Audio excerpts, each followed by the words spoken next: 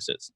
Yeah, that's very, very challenging, that aspect of it. And that's, that's part of the population. There are a lot of people who are working and homeless too.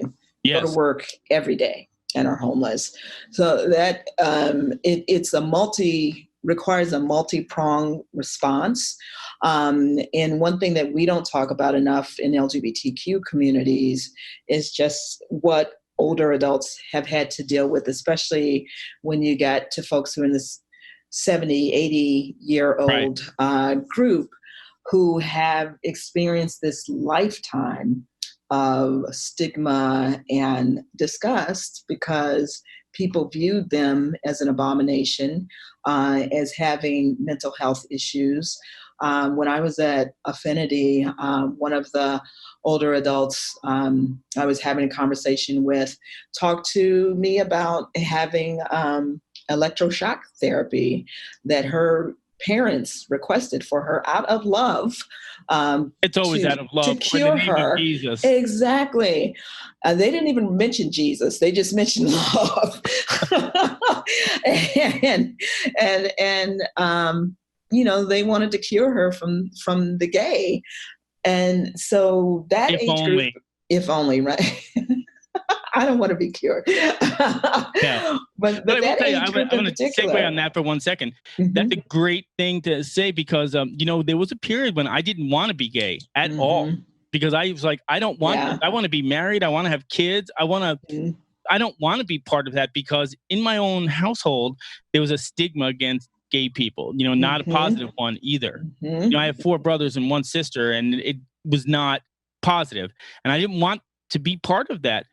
And that's why when someone says, "Oh, I love you," I hate the sin, or I don't love your love the sin or hate the sin, or whatever they say. I'm like, I literally want to just grab them by the throat and say, "Listen, this is not a choice because if it was, I'm a very strong individual. I would not have chosen this." It took me years to finally come to terms with this is who I am. I accept who I am, and I like who I am.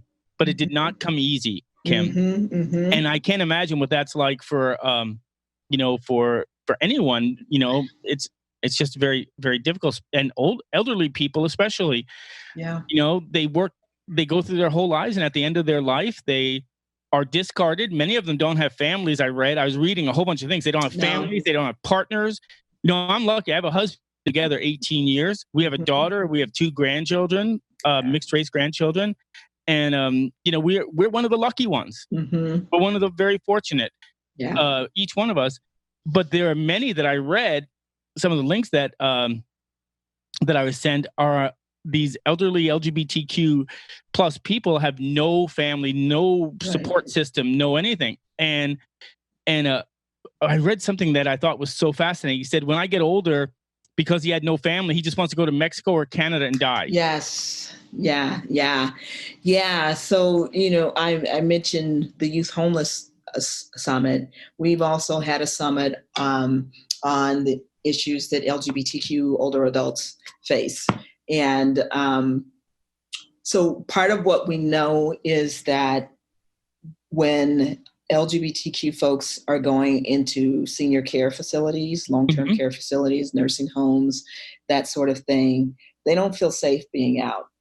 70% of them feel like they have to go back into the closet some of whom being like living out lives, despite the odds for most of their lives. And these are not just the long-term care facilities that we hear the horror stories about.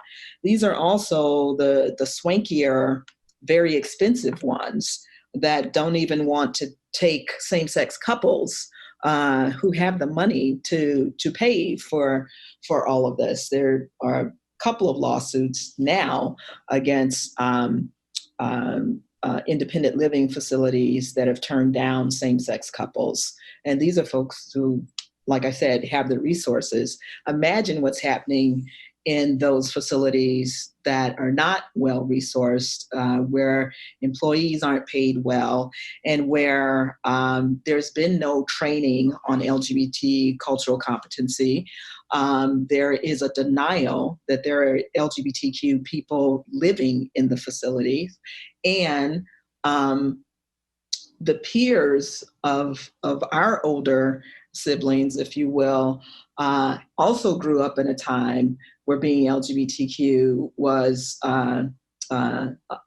you could be beat up, thrown in jail, all the things. Oh, yeah. These folks are also turning on LGBTQ older adults in facilities, and no one is doing anything in many of the facilities. So that's another big piece of work that has to be done.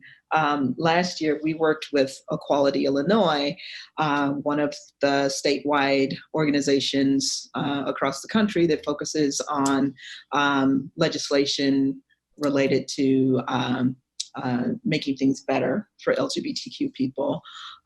We partnered with them on a piece of legislation to add LGBT and HIV status to the Aging Act in Illinois to further protect and recognize that group of folks as folks who could experience hardship and should be protected.